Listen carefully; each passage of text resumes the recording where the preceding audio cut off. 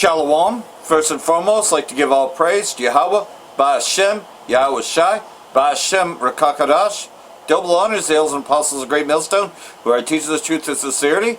And a shout out to Yakims out there in the four corners of the earth proclaiming this truth.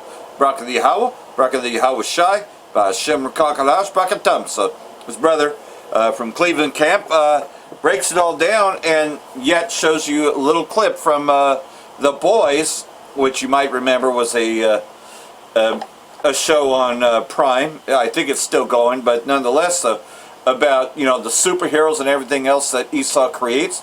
It's merely in the image of what the scriptures tell you about the blessing that we're going to have of immortality. And man, Esau covets that. He wants to be like us. So that's why he created fictional superheroes, like DC Comics or Marvel Comics, just wishing that he had our blessing. But he could never have our blessing because he, sold his birthright ultimately at the end of the day, And like everything else, though, he wasn't the chosen one. See? But like everything else, though, you you got that going on. Then like everything else, though, we need to pray for each other when we go to camp because, like I said, you're going to have a lot worse bug outs there now. Especially for single man camps, especially a single man, we're out there, and yet, heavy demons are upon Esau, because again, Esau's a wounded animal, and he's looking for whoever he can attack. Like just what happened a couple days ago when I was out there teaching, man. Demons were upon this guy, and the funny thing is, though, is there wasn't a Negro man in sight. Not a Negro man in sight, but man, he was going off about how much he fucking hates us, And like everything else, though, man, wouldn't he have liked to have known that I was an Israelite foreigner? But nonetheless, though, I know not to engage, especially being a single man camp, but it's going to get a lot worse out there because, we're at the end of Esau's kingdom, the beginning of ours. We're coming to the realization of who we are. We've been in the realization of who we are. And you know what? He knows who we are, too. And that's why he's mad. So, like everything else, so I'm going to get this video going. Shalom. Yahweh Ba'Hashem, Yahweh Shai, Ba'Hashem, Kodash. Double honors to the apostle, elders, Great Millstone. Shalom to the whole for legacy, but you call from the GMS Cleveland camp. We're winning with an edifying lesson. Getting straight into it. I don't know how I'm going to give this title, but I'm going to go into this clip from the show, The Boys, the Homeland in them. And I'm going to play it because you got this Nazi woman. Basically, she was a superpower being, Esau science. She was born in 1919, but she's still alive here in the 2020s, whatever. And basically, she has that Nazi propaganda. She basically is going to reveal that the homeland, basically the superpower beings in that show was originally meant for a purpose of Esau reclaiming dominance over the earth. So I'm gonna play the clip. I'm just giving you a little bit of context. I want to start with these precepts, man, because Esau, he feels this way. He really feels this. That's why you have these Edomites on Twitter talking about the great replacement. All right. Over in Europe, especially, you got these Edomites who are heavily on social media calling out all the Edomite women who forsake Edomite men and deal with Israelite men. They call them mud sharks, and you're going to be a single mother and all these different things. They can feel the walls closing in. They feel they don't have the same level. The so-called white man does not have the same level of respect and authority that he had back in the 1950s, man. Okay, he doesn't. All right, and they feel that. They feel the power being taken away from them. But see, again, they have a vain hope that there's something they can do to reestablish that dominance. But no. So as a sick child, I can tell you what. For Esau is the end of the world, and Jacob is the beginning of that follows, man. So that's what it is. How about Shai? He never intended for the Edomite man to rule forever. You were a temporary point in time. All right, now Esau, he's hurting while he's dealing with his downfall. So let's start. This is Micah 2:1. It says, woe unto them that devise iniquity and work evil upon their beds. When the morning is light, they practice it because it is in the power of their hand. That's what Edomite men have done the whole time of rulership. Then when you go back to the Greeks, all right, it tells you what, evil, once Alexander and them came to power, it says what? It says, evils are multiplied in the earth. We go to the 2nd to 11th chapter. It talks about how Esau, even the Roman Empire, this Lord said, the earth is thou not judged with truth. He hurt the meek and peaceable. All right, he's been wicked, man. Okay? That's what they do. They devise iniquity upon their beds. All they want to do is just man, like, bro, this dude really comes up with ideas on how he can poison the food. Nigga literally comes up with ideas on how he can slow kill people with the chemicals and products he puts in the food and hair products, clothing, the fucking spraying the sky with chemtrails. This dude's a demon, man. How he can bug people's mind out through witchcraft, through TV and media. All right? He's literally the devil. Verse 2, and they covet fields, they covet everybody else's shit, and take them by violence, and houses, and take them away. So they oppress a man and his house, even a man and his heritage. They even took our heritage, man. They took our house, the land of Israel. All right, they're in our land, claiming our heritage, saying they're Jewish. All right, and they're all one. That's another thing Esau is doing right now. He's trying to run away from his crimes. So you got the American Edomite man, the so-called white man, Right now, he's trying to separate himself from the so-called Jewish man. He's trying to say, that's the Jew, that's not the white man. So he's trying to claim himself right now. The so-called white man in America, he's righteous and he's still moral, but it's the Jewish so-called white man that's the problem. No, you're all Edomites. You're all the problem. The so-called white man in America, the so-called Jewish man, the so-called German man, the so-called European, whatever fucking term, Australian, whatever term Esau wants to put himself, you are the biblical nation of Esau, Edom, Idumea, man. All right? Out of one. Yahweh Shem Shai is against you. He's seen all your crimes, man. Therefore, thus saith the Lord, Yahweh Shem Shai, behold, against this family do I devise an evil from which ye shall not remove their necks, neither shall ye go haughtily, for this time is evil. So the Lord, hey, say you ain't going to escape, man. Esau, you're not going to escape your downfall. You're losing more and more. I can tell you in Habakkuk 2, shameful spewings upon your glory. You're going to continue to fall. You're going to continue to be exposed. You had this recent thing with this so-called attempted shooting at the White House. Man, all these people, including their own Edomites, they're all on social media breaking this shit apart, man. Showing how this shit is staged, showing how it doesn't make sense. All right, hey, you're done, man. Your little psyops and your little witchcraft, that shit's failing. That's why the Lord was mocking you in Isaiah 47. Stand now with thine enchantments, man. Okay, with a multitude of thy sorceries, perhaps you can prevail. Who are mocking you, man. Okay, I'm gonna read this again. Micah 2 and 3. Therefore, thus saith Yahweh, behold, against this family, the whole entire family of Edom. That's what he's talking about when he talks about in Micah 2, 1 and 2. Micah 2nd chapter, verse 1 through 2. All right, talking about Esau, man. He's that wicked right there, working evil upon his bed. It says, behold, against this family do I devise an evil, from which they shall not remove your necks. You're not going to be able to remove your necks. You're not going to be able to use your court system to justify yourself. You're going to have to be before Yahweh Shai, the king of terrors, and you will be judged, man. Neither shall you get haughtily, so you're not going to proudly, like I said, get away with it. All right? And tell people to get over it and, try to cover it up. No. You're going to pay, man. You're going to be served. You're going to be served just true justice. The bank says they learn to serve true justice, for this time is evil. This is an evil time for you, right? And it goes into it, how people can take a parable against you. Like I said, the same thing it says in Habakkuk 2. Let's go and get into this clip. Like I said right here, it says, Stormfront tells truth to Homelander, right?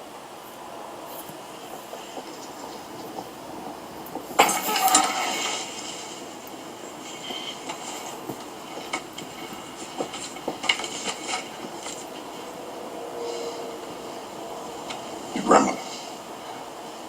My daughter. Chloe, she died of Alzheimer's a few years ago. How old are you? I was born in 1919 in Berlin.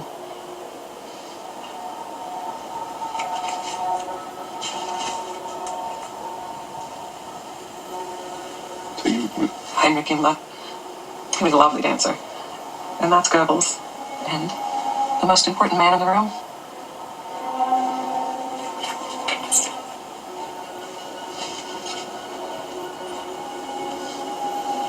Frederick von. He gave me the first successful V injection. He taught me everything. And then we fell in love, and he gave me a daughter. He made me. And his genius made you.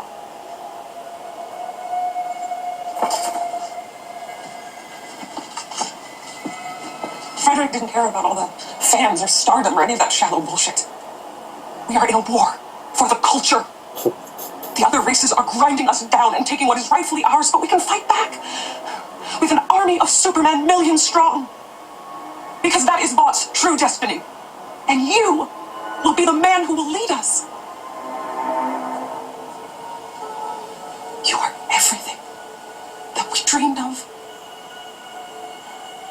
So again, I say this is a very heavy scene because again, this is how the Edomite really feels. And you best believe Esau, these elites, they definitely have these the Edomite scientists researching day in, day out for decades, for generations on how to make that. Why do you think he come up with these different Captain America, super soldier shit, serials and shit? Why? Because Esau really trying to do that. He's trying to genetically modify the Edomite race to be on a god level, to be superior, so that way they can get fully reestablished dominance and get forever immortal dominance over the earth, man. AKA the Aryan race. They feel that. That's why they're talking about how they're becoming a minority. The Edomite is such a homosexual.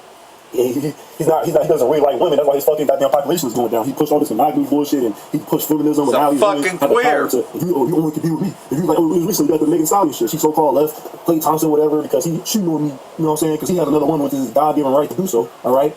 He pushed that. So now he's not repopulating, man. All the other races, hey, look, Jake is like, man, we're gonna keep fucking. So Jake, is having way more babies than him, even the other races, man. So they feel that pressure. Because they had to eat my woman, she's bugged the fuck out now. Like she's in all type of the so-called liberal bullshit. It's all both sides, the right, left, it's all stupid. It's all Esau confusion.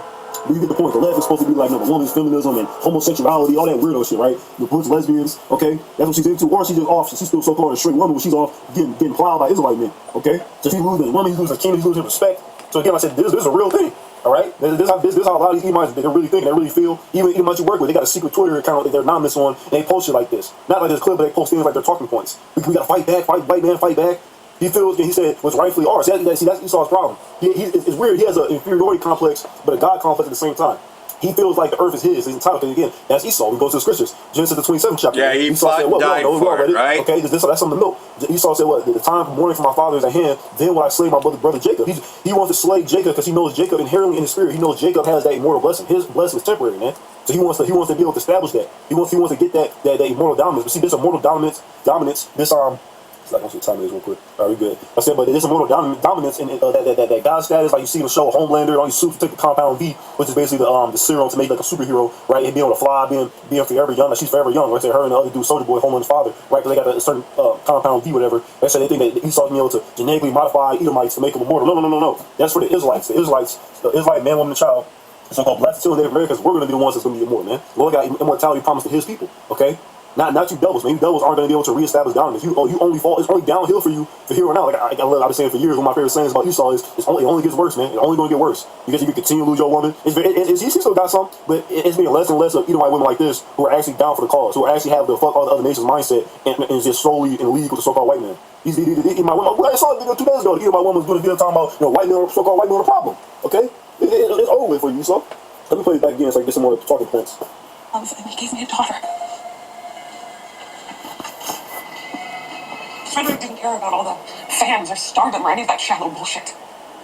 We are in a war for the culture. Yeah, we're in a war for the culture. Again, back in the 1930s, 1940s, 1950s, back when the so-called white man was top shit. Back when he was top dog, he could lynch the Israelites and harass the Israelites, rape, rob, murder, torture, and slave the Israelites all he wanted to. His economy was good, the economy was booming, everything was all good and dandy for the so-called white man. His woman was in order. He had the other women, races of women for concubines. All the women wanted to get with him. Everybody wanted to look like him. Nobody wanted to do that no more. The only one who believe in Israel anymore is the believe in Esau anymore is the 2/3 of Israel. The niggas who love it here. These what do they call them? The divestors. Eve who love Esau. Everybody else, the whole energy of the rest of the world is fuck this damn devil, man. Everybody's calling out his crimes. Everybody's calling out his psyops and his bullshit, his lies. Everybody's calling out his history of his rape, robbery, murder, lies, slander, enslavement, stealing, creating wars and having people die for profit. Everybody's exposing this devil, man. Your culture is over with. That day of the Edomite man being influenced, the Edomite man and woman, they're that picket fence, they're just a perfect example. That shit's over with, man. Everybody knows bullshit, man. That's crap. People are influenced by Jake now. Like we going to the line, everybody want to be like Israelite men. They got pictures of Jake on their wall. All right, young Edomite boy, he got pictures of Jake. Okay, on the wall, he want to be like them. How much more in the kingdom, man? I said when we get this power, we just gotta say Esau always shows make these TV shows and comics and movies, and he has the power. No, you ain't never have this type of power, man. You ain't never gonna be invincible. You ain't never gonna be able to fly. About all the fans or stardom or any of that shallow bullshit. We are in a war for the culture. The other races are grinding us down into. Yep, exactly. See again, even that this so-called, but there's a lot of background shit with the elites and the whole Hitler thing, right? But even that, the whole we'll make a perfect so-called Aryan race with all these white men, tall blonde white men who are in shape with blue eyes, all that little bro. You're not the perfect race, man. You're not. You're inferior. You're Edomite. You're Esau, Edom. The perfect man, the perfect race is Jacob, man. All right, and how about it's gonna make us 100% perfect. When Yahushua comes back, he's gonna give us a new covenant, give us a new bodies, man. Okay. What is all the fans or stardom or any of that shallow bullshit? We are in a war for the culture. The other races are grinding us down and taking what is rightfully ours, but we can fight back. We have an army of supermen, millions strong. Because that is Vough's true destiny. And you will be the man who will lead us. Yeah, this is a vain hope, man. This ain't never happened. You're never gonna be super. You're never gonna be able to, like I said, reestablish dominance in the earth like that, man. Everybody wrap up, man. It's 11:30. Psalms 2 and verse 1. Why do the heathen rage and the people imagine a vain thing?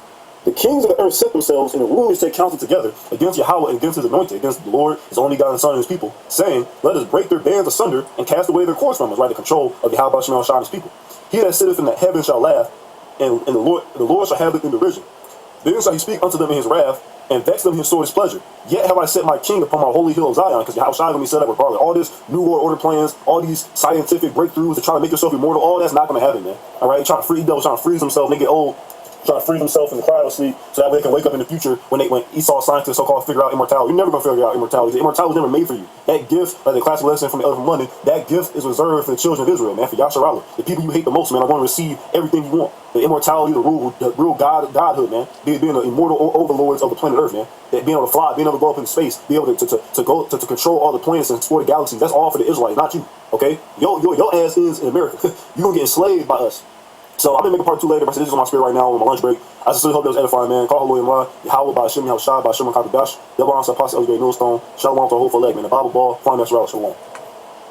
So basically, he hates you niggards. You know, because that's basically what that Edomite was saying on the street, who's plagued by demons. Again, he hates our blessing. You know, he knows that his kingdom is destroyed. That's what that demon knows. You know, when he, passed by. I can't help but when you're seeing it, see these demons fly upon these Edomites, man, and you hear how he really feels, man. You know, it just gets you into the spirit of things, right? We're gonna have that immortality. I mean, that's the spirit that's going out, man. And he fucking hates it. He knows that he's going into slavery soon. He knows that his kingdom is fucked. He knows he's fucked. And he can't stand it. Not for a minute. I'll get into this. AI robots. You know, because again, he wants that immortality. He wants that police state. So they have him. You know, this is like Chappie 2.0, right? Alright.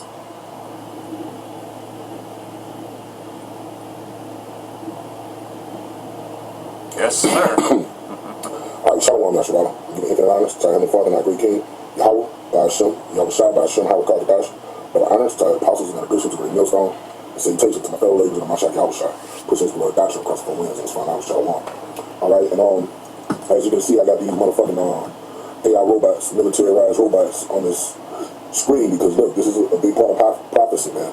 Alright, these humanoid robots, they're only going to do what they are programmed to do, and that's come in and kill without a conscience, to funnel people to concentration camps without a conscience, Salakia, and do the will of a so-called white man.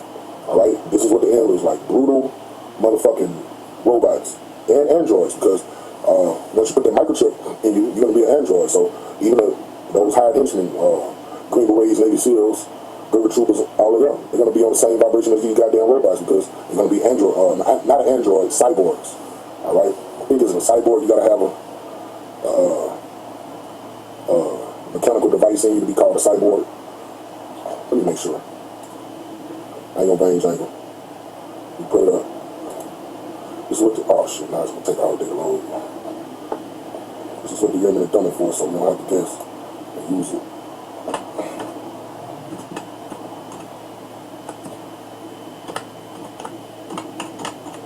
Alright. Yeah, that's what you can turn into. Once you get the Quran put in you, you're a cyborg. A cyborg, a shark for a cybernetic organism. So when you put a microchip in your body, you're technically a cyborg, okay? There's a being, alright, that blends both biological, alright, we are biological beings, living tissue, and artificial, mechanical, or electronic parts. So when you put the microchip in you, you're officially a motherfucking cyborg, alright?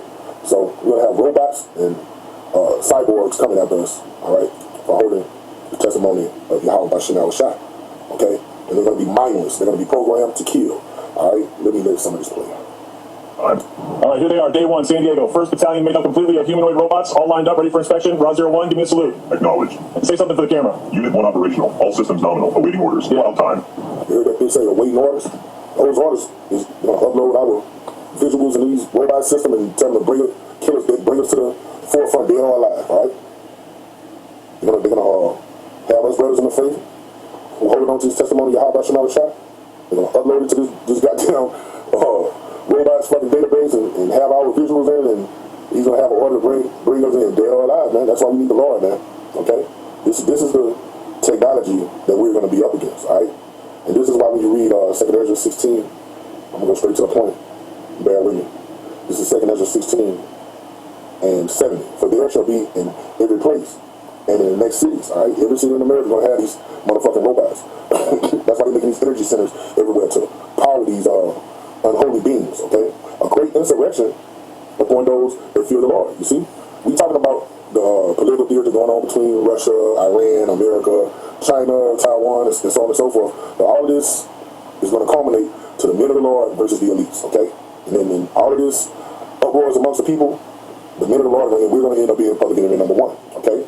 And it reads, they shall be like madmen, all right? These programs, how they're going to program and upload to these things system, they're going to be like madmen. A madman has no conscience.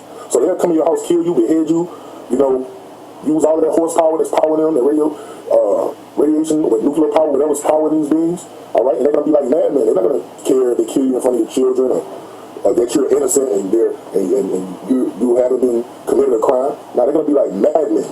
Consciousness coming to kill you, man, all right? They should be like madmen, sparing none, with no conscience. but still spoiling and destroying those that fear the Lord, okay? That's what these things are created for. All right, the Lord has told us to prepare for these things, man. And for you to prepare for this, you have to be locked in the spirit, man. You gotta have faith and move mountains. Because there's nothing you can do physical against beings like this, this technology like this, okay? This devil, he's used that blessing that the Lord gave him, unlike those Israelites, right? The elect have obtained what they're looking for. But the Lord gave the Israelites faith and a zeal for the Most High, and our people don't use it, okay? The Lord gave the devil a blessing how to manipulate the sword, sharpen the sword, and use the sword, and he's taking full advantage of what the Lord gave him. This is Ezekiel 21:10. It is sharpened to make a sword sharp.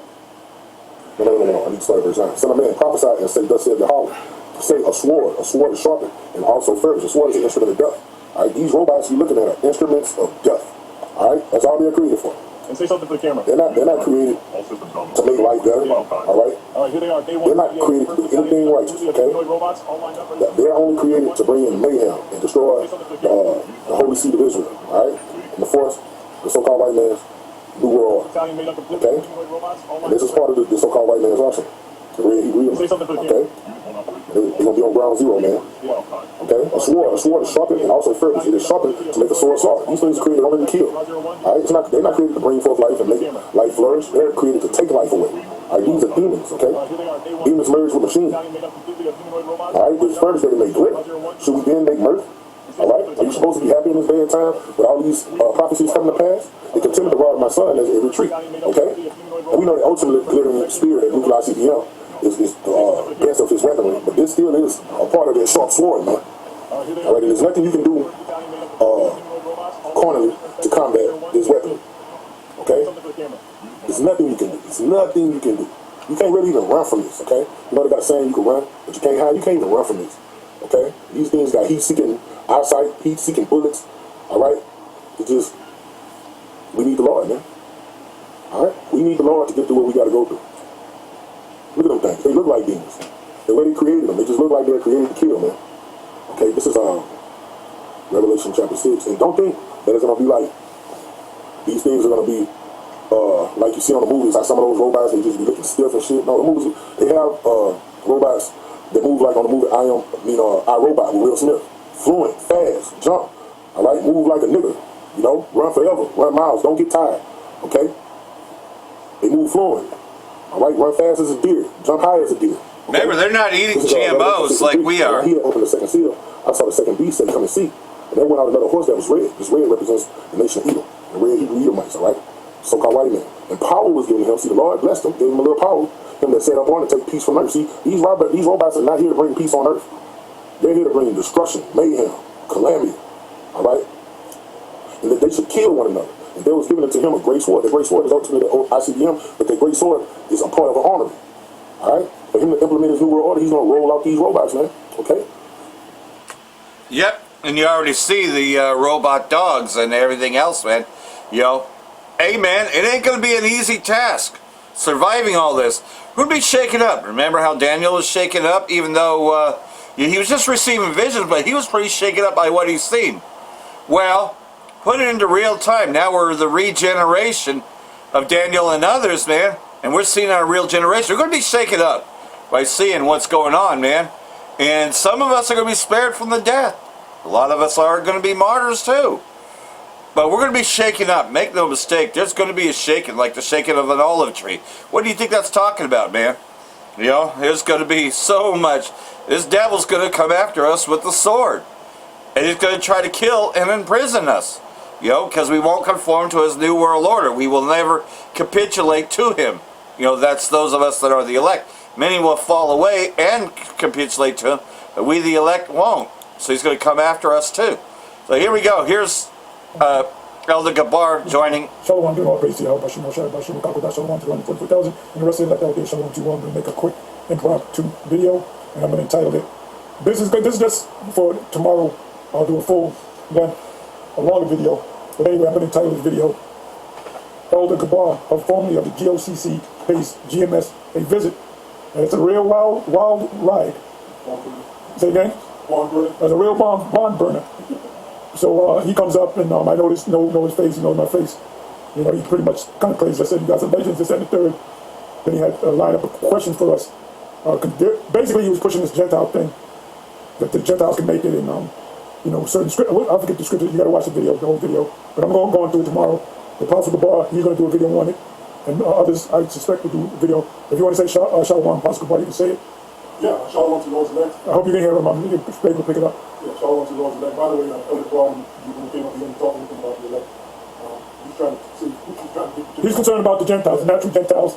And when you watch this video, you can see that we showed the first scripture the first response scripture that he gave me scripture through a scripture that me, and the response scripture I went through was Exodus 12. I went to the 19th verse, 43rd verse, and the 49th verse. I believe those are 3 or either 4 times the word stranger is mentioned there. 19th verse is talking about, I think it's the 49th verse is talking about no stranger can eat thereof. But in the 19th and the 43rd verse, it says that a stranger can eat thereof, but they have to be circumcised.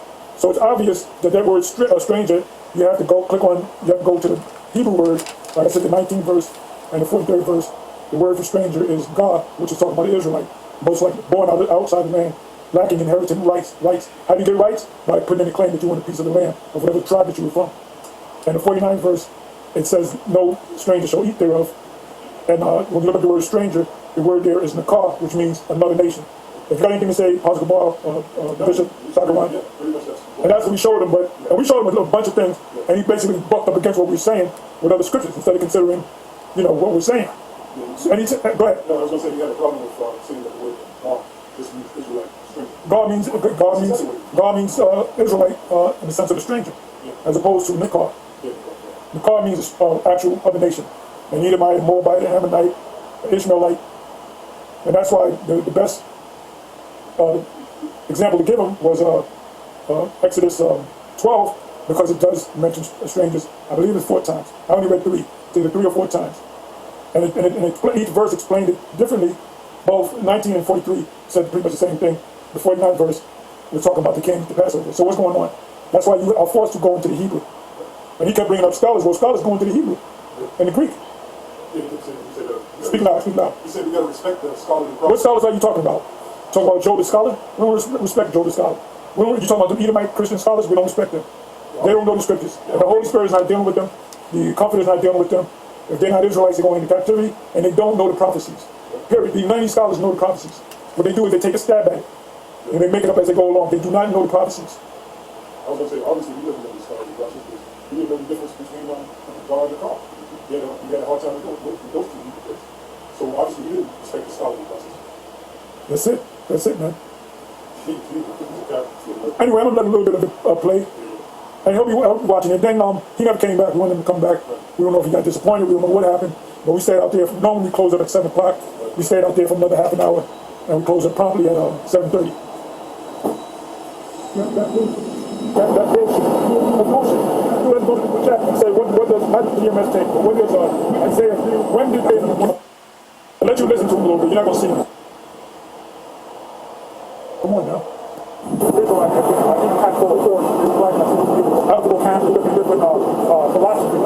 But I want to go back to the history. When I was, that one started in 1930, he was in the building, and then the conversation, I remember that was Monday, I think it was 95. I said, man, they fixed me. Like, extra heavy. And they put me to a room, and the room split. My jaw doing about things. They wanted me to know who's the big top. So I was like, yes, I was like, here. And after that, you got to laugh away and myself first. This is what I'm saying. There was a big thing over money. Money started coming to the young one. They want to take it out. The first day, you're going to take it. About 7-year-old fight. They would help you. I mean, that's why I'm going to help them out. Yeah, I know it's funny. So for him to come to that company, they got to go to but anyway, it was all about one started putting it down. And people said, what happened was holding that title at the same time that Bishop made but you want to cut it with God saying you had no problem. Okay. Because they said, well, he was supposed to I was supposed to Azar, I was supposed to Mazar, I was supposed to Black Boy. Now, nobody, and I know, in Israel, he said, oh, no more, but I said, what do you do? I can show you exactly what you did. What do you do? So I know, how much is how much? The first MMA, 93, that was the time when they won. So I know he's right. There was all that money for the money. The money came in, that's what they want to take. feel like that. I was probably saying something that I was supposed to do something. I said, I want to be like you. I said, I want to be a pastor. Yeah. He said, why? I said, because you got to do something. Yeah. So they paid me. Yeah. But guess what? I'm going to do it. Where's everybody else? Yeah. So you did what I did. Yeah. And you saw the corruption in the world. Yeah. And you left. Yeah. That was like this. You know, and the way I try to look at it from one side, one different recognize there's a thing that had the potential for this. Something that is stopping us really well and really capture the world. So, you know, that thing from my experience, but as you know, that first thing I know what you can do, you know, so this is how I feel. I'm saying this is how I feel. This is your opinion. No, we didn't give you a opinion. Don't let it be forget it. What I'm saying is that I believe, I remember I was there, we tried to go to that. Against how people come in to my records. Because they knew they were going to ruin it. Yeah, they're going to try our records. So they go in for that reason and we'll come like, that's the shit that they're doing there. Right, but what you're saying, you know, can you guys, because in 97, because I remember when this was on the review, I remember we had a big conference. That's what I was in 1941. Everybody was doing some research, and then here comes the icon, the Taliban icon. But around 97, I did my own research, and I decided to say, it's like this, you know, when you guys mind and read what we think, you understand it, of course, and then you can do it to college. So, you may not get it, but you know what, if you want to get $1,000, yeah. You don't have to spend $1,000 for it. Right. He just knew that he was going to get us. He had those scriptures lined up, these scriptures going to get him. When Tahar says this, I got it with that. I said, brother, all we do is go through the scriptures, man. Don't you know we've been asked this question before? They ask us everything, man. We go do everything, man. We like I said, we're not like the what do you call it, the juggernaut. So if you guys hear you struggle with it because the spirit ain't, and I told you at the camp, I said the spirit is not dealing with you. Yep, spirit is not dealing with many. That's why many are being sifted, and you have the main deception that's been a deception all the time. Remember, when we came into this truth, we had to relearn what we learned because the main deception was plantation Christianity. Now you have people trying to go back into plantation Christianity, still calling upon the name Jesus, when Jesus is not his name, and neither is he any other names that they've come up with. We have the true names, Yahweh, Yahweh Shai, but now they buck up against that and go back to where they once were. It's like a dog that goes back to their own vomit, you know. You can clearly see, though, that we're in those times now, you know, and pretty much so, like the brother put out yesterday, man, you know, it's Matthew chapter 24, that's being amped up, you know, and so here we go with a rhetorical question. Is the Israeli state trying to start a proxy war in Syria? Well, we know what the scriptures say, that we'll be under the Babylon and Asia, we'll be under the Egypt and Syria, right? You know, so like everything else, so, war in Syria. That's pretty much what it's talking about, because Babylon, we know that in those scriptures talk about Iraq. And so, Iraq and Syria, you know, aka ISIS and all the Turkish groups, which are fighting for their part of it, you know, and that is by keeping the Kurds, the Kurds, the PKK, the YPG, out of there. And that's a proxy that the Israeli state tries to use, even though the Kurds are actually a legitimate people, but nonetheless, so they're exploited and they can be used, and they can put ISIS through them, you know, to try to cause division upon that, you know, divide and conquer plan strategy, which is how they got Syria to begin with from Bashar al-Assad. But yet at the same time, though, it's all amping up. It's all over again. Why? Because the Israeli state was never going to leave Hayat al-Sham in charge. You know, once they had pretty much the fall of Bashar al-Assad, then they would just go in and wipe out everything militarily that was once of the Syrian Arab army, and then they would have Hayat al-Sham, which they could easily take out because they were weak in Syria. They destroyed everything. These Israelis destroyed everything in Syria. Syria, you know, is just trying to barely come back, but guess what, though? They're broken down, and the only way to come up is through the Turks, and that's why the Israeli states try to stop them. Israeli airstrikes against Syria's Al-Dawra base on the 18th of August unexpectedly turned what might otherwise have looked like another familiar episode of Israeli military activity inside a neighboring country into something far more dangerous. The time the real recipient of Israeli warning was neither Iran nor Hezbollah, but Turkey, which they said they wanted to go to war with Turkey, which has emerged as one of the principal political and military partners of Syria's new leadership since the fall of Bashar al-Assad. Because, of course, man, it was an agreement. But like everything else, so the Israeli state, they want more. You know, they were never, ever going to share anything with the Turks, which, by the way, are Amalekites, too. That's hilarious because you got Amalek against Amalek. They're all divided against each other. Israeli state said the operation was intended to prevent Syria from allowing Turkish forces to establish a presence there. Turkish-Syrian military cooperation itself is hardly a secret. As of early August 2025, Ankara formally agreed to assist the reconstruction of Syria's armed forces through weapons, military equipment, logistics, training, and adversary support. And that's another reason why they want pretty much to take out Turkey. What remains unconfirmed, however, is the new shipment of Turkish weaponry was physically delivered to Syria on the 20th of August, yet the issue goes beyond the particular shipment. Well, they want a war with Turkey, and they're trying to bait Turkey into a war. And I got a video on that as well. Israeli army conducts new incursion into Syria despite Mossad chief Hayat al-Sham diplomat meeting. Yeah, so like everything else, though, they met with Hayat al-Sham through Mossad, and still they're trying to go to war with them anyways. Israeli terrorists have conducted new incursion into Syria's southwestern Dara province despite meeting between the top diplomat of Syria's ruling Hayat al-Sham and the director of the Israeli spy agency Mossad to ease tensions following the attack against an airport in northern Syria. On Sunday, Israeli terrorists carried out an incursion into Syria's southern Quneitra province and abducted a civilian. Local media said Israeli terrorists advanced west of the town of Al Raifad and kidnapped a shepherd. The region has experienced multiple Israeli incursions over the past few days, with reports indicating another advance to the west of Al Raifad on Friday. So, like everything else, though, they're trying to bait Turkey into a war, you know, and Kim Iverson goes into this, so we'll play that. So here we go.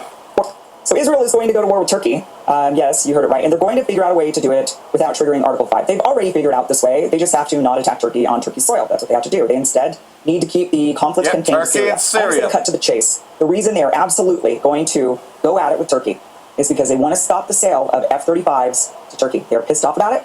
They were absolutely incensed that the United States announced that they'd be selling F-35s to Turkey. Israel does not want this, and they are going to go to an extreme to ensure it stops. And the way to do that is to make every American lawmaker ask the question to themselves and to others, if we sell these F-35s to Turkey, can we guarantee they're not going to use them against our greatest ally, Israel? And if Turkey and Israel are going at it on Syrian soil, the answer is no. Those lawmakers cannot guarantee that Turkey will not use those F-35s against Israel. So, therefore, they won't sell them to Turkey. And that is the ultimate short-term goal of Israel right now, is to ensure Turkey does not get those F-35s. But they also have a long-term goal.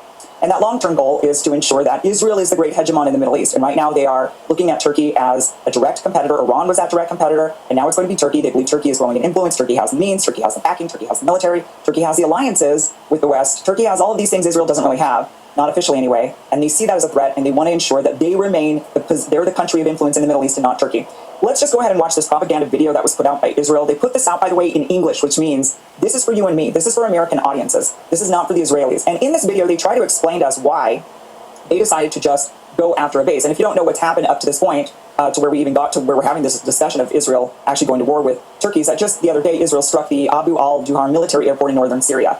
And this is something that Damascus, they condemned it, Turkey condemned it. They didn't give Turkey any heads up, which could have caused Turkey to scramble their jets. That would have caused an escalation that nobody really wants except for Israel. And their reasoning, they said, is because they got it on their intel, on their Israeli intel, which is always so accurate and reliable, that Turkey was setting up, they were going to be setting up military personnel in this base in near Aleppo, that they were basically expanding their operation deep into Syria, and Israel says that is not acceptable. So watch this propaganda video. This is what they claim. Israel just stopped a security threat inside Syria from becoming something much bigger. Let's take a look at what happened. Since the Syrian civil war, Turkey has embedded itself inside of Syria. Like you it now has a trust substantial military presence in roughly 5% of Syrian territory. Now, if we look to the south, where Israel's located, by contrast, Israel now holds approximately 0.1% along a border that has threats from Hezbollah and ISIS and other terror organizations, which means that Turkey, that has no threats, is holding 50 times more Syrian territory than Israel. More than a year ago, Israel and Syria reached an understanding to maintain the security status quo and to keep this border calm. Syria breached that understanding. Israeli intelligence identified that Turkish troops were about to deploy at the Abu al-Dahur air base, which is located in northern Syria, which is less than, as you can see, 200 miles from Israeli towns and Israeli communities. Prime Minister Netanyahu made Israel's position very clear. We will not allow Turkey to entrench itself in Syria and to be moving steadily south towards Israel's border. Israel warned Syria repeatedly, don't do it. We know that Syria received those warnings and that it chose to ignore them. So Israel delivered the message in another way. Now somebody asked, why should Israel be concerned about Turkish forces in Syria? Well, because Turkish President Erdogan has openly called for Israel's destruction. He even said about our closest partner, the United States, that, well, a just world is possible, but not with America. Is this the kind of God you would want on your border? And October 7th made clear that when your enemy tells you that he wants to destroy you, you should probably have an Israeli state as an ally is going to get you killed. Israel welcomes a return to the previous status quo. We are not looking for escalation, but neither Turkey nor any other country is going to threaten. You know, that's horse shit. It's Trump shit. They are looking for an escalation because they need to stop the sale of the F-35s. That is what this boils down to immediately. But then they have a larger goal. But right there in this video, he says, oh, you know, Israeli intel says, we had it on good word, and from our intel, that Turkey was actually going to be moving troops to the space. Turkey and Syria both denied that, so that's not true at all. Secondly, in this video, he tries to tell us that Turkey has no reason to be in northern Syria. Why are they even there? This is outrageous. They set up all this land. They took 15% of the territory. Why are they even there? Turkey has been there for 10 years. So they're just trying to gaslight you. They know the vast majority of Americans don't know anything about what's been going on in Syria. They don't know anything about Turkish-Syrian relations. They don't know anything about Turkey's decades-long historic squabble with the Kurds. They don't know anything about that, so they can just tell you, why are they even in Syria at all? Well, Turkey's had a long-standing agreement with Syria. Back when Assad was in power, Turkey and Assad worked out a deal where Turkey would secure the northern border for Turkey because the group of Kurds that are in Syria are deemed a terrorist organization by Turkey. Now, you may agree with that, you may not agree with that, but Turkey deems them a terrorist organization, and they've been fighting with them for decades. So Turkey set up a buffer zone inside of Syria, and they have been able to set up, that's where they've been. Assad let them be there, the current government lets them be there, and so Turkey's been there for a while because they believe the Kurdish organization to be terrorists against them. Now, the Israelis are actually trying to push Turkey out of there because what the Israelis have been wanting is they've been wanting the Kurdish force, they want the Kurdish force to go into Iran and fight on the ground against Iran, which the Kurds have been seemingly somewhat willing to do. So they're partnered with those Kurds. They want the Turks out. They're trying to create this narrative to pressure or to control American media in order to get us to think, oh yeah, why is Turkey there to begin with? So that basically the Israelis could get in with those Kurds and then get the Kurds to do their dirty work in Iran. So they've got multiple reasons for doing this, but their biggest number one concern is those F-35s. That's the first thing that they're going to stop. And if they can get those lawmakers to say, well, if we sell them to Turkey, then Turkey's going to use them against the Israelis, so we can't sell them to Turkey, that's a win. They won't be sold. And I can guarantee you at this point they won't be sold. Because now Israel and Turkey are going to go at it. Israel will make sure of it. And that leaves Erdogan with a choice. So Erdogan's choices, the next step is Israel's going to bomb Turkey's assets inside of Syria. Now, the way NATO works is Article 5 is only against your territory. So if you get hit inside of your sovereign territory, that triggers Article 5. But even then, Article 5 doesn't trigger a direct confrontation by the other nations. It doesn't mean all the other nations must come in and actually fight the war. So I know a lot of people are wishing, yes, Israel, go and trigger Article 5. We would love it because then suddenly it's NATO against Israel. It doesn't actually work that way. What would happen is Turkey would call up Article 5. They would have a meeting and Turkey would say, our sovereign land has been hit by the Israelis. You guys are our allies. You have to come to our aid somehow. And Article 5 just specifies that each nation gets to decide how exactly they best want to support their NATO ally. And it could be something as small as humanitarian aid. Like, we'll just give you humanitarian aid. And that's probably what the United States would do. Like, oh, we'll just, they hit some civilian areas, we'll just give you some humanitarian aid. They could also offer intel. They could offer some support, surveillance. And you can see how alike Erdogan and Benjamin Not a Jew actually look. Because guess what? They're the same race, Amalek. So keep that in mind. But nonetheless, though, this is a territorial war. That's going to be fought within Syria, which is why 2nd Ezra chapter 16 goes into that, Because ultimately, it's about a war with Iran, which you already know is already happening and in the making. But if they could influence others to do the dirty work, because they never do the fighting themselves, which is why they're integrating their militaries together, ultimately, the least the flock drawing them out at the very end of the day. But you already know that the Turks are going to pretty much align themselves with Russia. You see how Edom is against Edom? And, well, that's what's going to usher in World War III. So it's already in the making, the Valley of Jehoshaphat. So it doesn't mean a direct military conflict between all the NATO nations and suddenly Israel's facing a barrage from NATO. That's not the way it works. But it only is for your sovereign territory. So your troops that travel around the world are not protected by NATO Article 5. It doesn't follow the troops. It doesn't follow you into all of your bases around the world. It only is on your sovereign territory. So if Israel can attack Turkey without attacking on Turkish soil, they don't trigger Article 5. They trigger Article 6. So Article 6 is, hey, our assets got hit, and then they could call a meeting, and the other countries at that point have no real obligation except to condemn. And so you'd end up with these countries condemning Israel. And that's all you have is Article 6. Position. They wouldn't really know what to do. We condemn. That's all you ever hear. Begging Israel to just but they don't do anything. Don't do anything, because it puts everybody in a weird political position. Because of course, once Israel hits Turkey, even in Syria, it creates this. Everybody suddenly has to condemn Israel, and a lot of them won't do it. And then it's going to call NATO into question. Really, like, what is this alliance? What exactly is it? I mean, if you're not going to actually come to the aid of your allies, which is written down in a treaty, if you're not actually going to honor it, then what is it? And I can guarantee you right now, every country around the world that has some sort of treaty with the United States, from South Korea, Japan, Taiwan, Australia, all these other countries are looking at this conflict, and they're wondering, is the United States actually going to hold up to their alliances? Or are they just going to do whatever it is Israel wants them to do because they're their bitch? And that's just it. They see them as a little bitch, because the U.S. did not do anything at all to defend those bases, which Iran has destroyed. All they did is come to the Israeli state. And guess what? A lot of that shit in the Israeli state got hit hard. Tel Aviv was beginning to look like Gaza. And it probably still looks like Gaza too. They don't show you a lot of footage there. You know? The U.S. weapons don't even work. Not even protect the Israeli state, which was the only ones that they were protected in this war. And everybody knows that as well. That any deal with the U.S., I would look to get out of it. You know? Because you're just sitting ducks out there. They ain't going to protect you. They're going to protect the Israeli state, but they're not going to protect them either. So their weapons don't work. The Most High is the one that's doing this. That made Russia and all the other nations stronger against them. Because like everything else though, the Most High has a plan. And it's called the return of Yahweh Shai.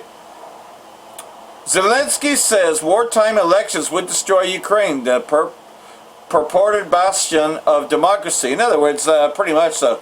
They were supposed to have an election a long time ago, but in order to stay in power, which he's been able to do because they're at war.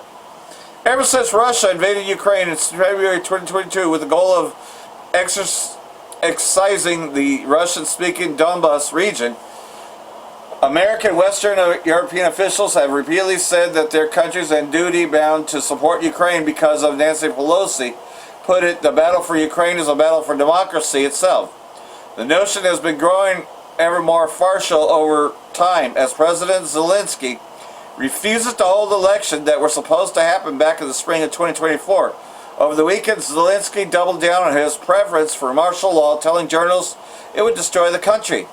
So like everything else, though, if you could see that happening there, you could definitely kiss your fucking elections over here goodbye. Because guess what? America's at war.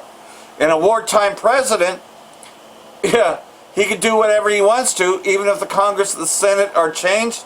He can still do whatever the fuck he wants, because guess what? They're at war. He doesn't have to do anything with congressional approval. You see how he plays around with that shit. Zelensky is now in the 8th year of his first term. His first 5-year term.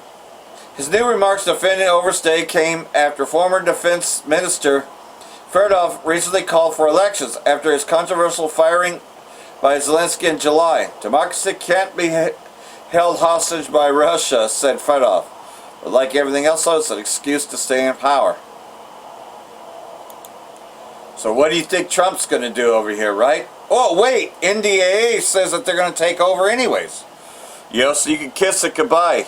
The Israeli state, as you already know, has already been controlling elections over here. So, pretty much so. You know, you got Egyptian against Egyptian. It's all falling apart. Its economy is destroyed because of this war. Rumor of imminent new Russian mobilization says more young men fleeing across borders. Ukraine alleges that the Kremlin is on the brink of mobilizing another 300,000 troops later this year in order to make up for significant battlefield losses. Russia has lost 267,000 personnel since the start of the year, including around 155,000 killed to date. Ukraine President Zelensky claimed in remarks released Sunday, "We are confident that the following elections they will carry out a mobilization. We believe this will not take place in the major cities." So like everything else though, you know, having an advantage, which has always been their drones. That's what's killed a lot of the Russians. UK to give Ukraine classified data for long-range missiles. So like everything else though, we all know that Zelensky has long-range missiles and already been using them against why do you think Russia's been helping out Iran? Not just because they're an ally, but everybody knows that both British and US intelligence has been teaching Ukraine where to strike. All those long-range missile attacks against Russia and Moscow and all the other places was coordinated by the US, so why wouldn't they help out their ally Russia?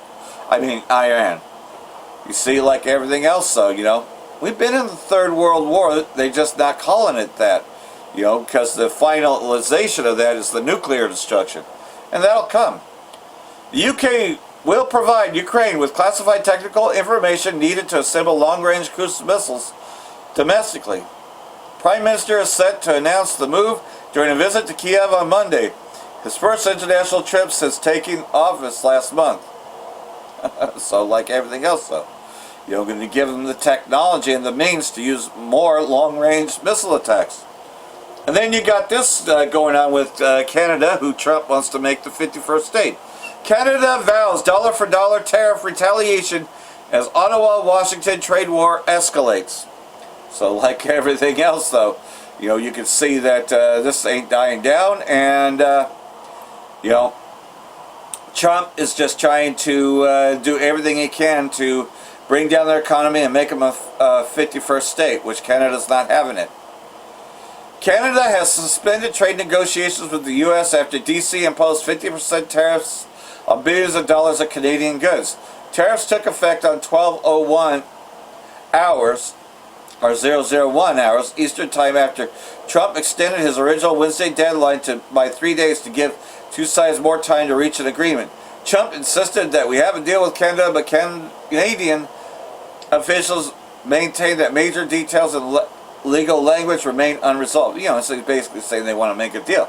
Sound familiar? That's what it's been using with this war. Trump's economic D-Day is a diversion from the U.S.-owned crisis. Yeah, the dollar is dead. It has no purchasing power because nobody's using it anymore. Iran's foreign minister Agashi says Trump's economic D-Day against Iran masks America's own debt crisis, warns U.S. economic terrorism threatens global sovereignty. Iran foreign minister accused D.C. of waging economic terrorism against Iran and the wider world, dismissing U.S. President Trump's newly announced economic D-Day campaign as a smokescreen for America's own financial troubles. The so-called economic D-Day is diversion from America's own crisis, unprecedented debt, and surging interest costs, Agashi wrote in a post on X. So like everything else, so the U.S. lost the war, and they can't protect their allies, their weapons don't work, and they need more money. So what do you think that's going to dwindle, right? It's going to dwindle everything in Babylon. Rial hits record low as Besnet readies economic D-Day assault to isolate Iran. So they're you know, trying to continue with their economic warfare and their so-called blockade, which is a joke. In the coming hours, Trump administration is expected to unveil a sweeping campaign to economically isolate Iran and its trading partners, with China likely the primary target. Escalation is designed to force Tehran back to the negotiating table as its only leverage. The strait appears to be quickly eroding. Commercial ships are now transiting the newly opened U.S. military-supervised shipping corridor off Oman, raising the possibility that Iran had partially lost control of the critical waterway. Well, that's propaganda. But guess what? Iran's eventually going to start using missiles and destroying a lot more than they already have. Iran condemns new U.S. sanctions as assault on state sovereignty. The Foreign Ministry spokesman has condemned the U.S. announcement of new economic sanctions against Iran, arguing that measures extend beyond economic pressure against Tehran and the amount to attempt at asserting authority over the sovereign states. No state may lawfully compel foreign banks, enterprises, or airports, each subject to the exclusive jurisdiction of its own sovereign, to renounce lawful commercial with a third state. So basically, he's trying to pressure Iran to make a deal. And none of that shit works. It ain't even working with Canada. But you can see how much of a failure Trump is, and that's all done on purpose, by the way. Because in order to bring in a new world order, you have to destroy the old one, which America rules. Iran vows not a single drop of oil will leave the Gulf if region complies with U.S. plan. Tehran warned neighboring states that it will close the strait if they take part in D.C.'s economic pressure campaign. This warning comes after U.S. Secretary Bessent on Thursday called out D.C.'s allies and other countries to choose sides and stop doing business with Iran as the U.S. prepares what he touted as the greatest coordinated economic isolation in the history of the world. Oh, okay, so you think that you can cut off their trading partners. Yeah, try to screw with their economy, because yours is already fucked up. And Iran pretty much has been making this statement. No country should fear us unless it aids aggressors. So anybody aiding the U.S. and the Israeli state are the ones that are going to reap consequences. Iran says countries should have no concerns about the Islamic Republic unless they make their bases, facilities, or equipment available to parties carrying out acts of aggression against the country. Iran already stated its position regarding Bulgaria, but added noting that from the outset, Bulgarian people and politicians had already described provision of the European countries' facilities for American use against Iran as a contrary to international law. So like everything else, though, they want to threaten them with Bulgaria. So that's now become a target. Iran threatens to target bases in European countries. Names Bulgaria. Well, that's because of their participation, as you read. Isn't it funny how they only tell you a little bit of it, but they don't tell you the whole story? That's why you got to look at multiple articles. At a press conference on Monday, Baghdadi said providing bases or equipment to attackers amounted to participation in the crimes against Iran. Baghdadi said Iran had previously announced that it would target the origin and source of any attack of aggression against it, specifically naming Bulgaria. He said Iran had detected several aircraft leaving Bulgarian territory to refuel, so he knows that they're involved. Iran warns its captive pilots in poor health conditions in Qatar, demands their immediate return. So like everything else that was part of the war, the U.S. has captured some of their pilots as well in Qatar for some of the planes that they had shot down. And of course is using every torture treatment. I mean, who tortures soldiers more than the U.S.? I mean, you already seen the movie Casualties of War. They were terrible to the Vietnamese. They've been terrible to the Iraqis. They've been terrible to everything because these Edomites rape, rob, and murder. So why wouldn't it be in this current war, right?